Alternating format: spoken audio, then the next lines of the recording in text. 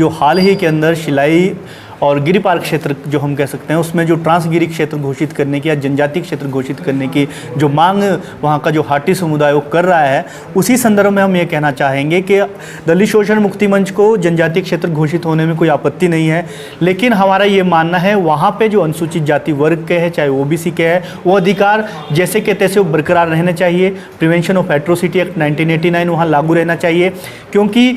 ये ऐसा क्षेत्र है जहाँ पे सबसे ज़्यादा जो एट्रोसिटी की घटनाएं शिलाई के अंदर, रेणुका के अंदर और राजगढ़ के अंदर होती है। अभी हमने 3 साल का जो एट्रोसिटी की घटनाओं का जो विवरण लिया है उसमें टोटल 116 केस है और उन 116 केस में से 110 केस इन्हीं क्षेत्र के अंदर के हैं, इन्हीं क्षेत्र के जो ट्रांसगिरी क्षेत्र है, गिरिपार का क्षेत्र है, इन्हीं क्षेत्र के अंदर है। और अगर ये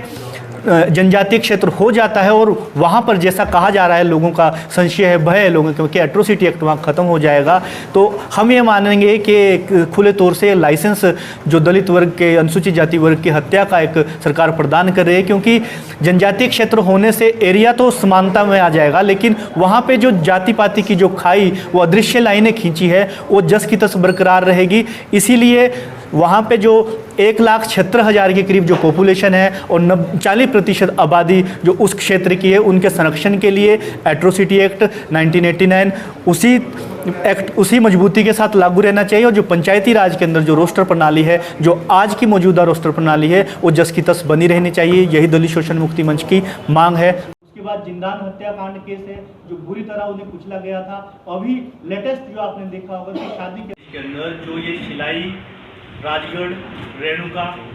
और जो हम ये कह सकते हैं कि जो गिरिपार का जो प्रदेश सरकार ने भी और केंद्र सरकार ने भी उसमें कुछ ग्रीन सिग्नल दिए हैं कि उस क्षेत्र को जनजातीय क्षेत्र घोषित। राजगढ़ का है, चाहे वो रेणुका का है, चाहे शिलाई का है, इस क्षेत्र के अंदर जो अनुसूचित जाति वर्ग के ऊपर जो जातीय हिस्से, हमने 2018 से 2022 तक के आंकड़े लिए, जिसमें 116 मामले जो एट्रोसिटी हैं, उनके बीच में एक डर का माहौल, एक भय का माहौल ये उत्पन्न हो रहा है। लोगों को ये लग रहा है कि ट्राइबल स्टेटस मिलने से प्रणाली होती है, जो इलेक्शन का जो वहाँ नामांकन जो प्रतिनिधित्व लोगों को मिल रहा है वो प्रभावित हो रहा है। सुनवाई उस केस की हुई है। उस केस में कहा गया है, जो वहाँ के मैजिस्ट्रेट है उन्होंने साफ साफ कहा है कि जनजातीय क्षेत्र शिलाई हो जाता है, रेणुका हो जाता है, हमारा राजगढ़ हो जाता है, तो निश्चय ही ये के बाद अगर वहाँ एट्रोसिटी एक्ट नहीं लागू होगा तो वहाँ पे जो उत्पीड़न की घटनाएं, गिरिपार का क्षेत्र आता है, यहाँ आए दिन एट्रोसिटी की घटनाएं होती रहती है। 2 हत्याएं यहाँ इस एरिया में हो गई है, जिसमें वो खत्म करने के ऊपर नहीं होना चाहिए। अगर वहाँ जनजातीय क्षेत्र होता है तो एट्रोसिटी एक्ट भी वहाँ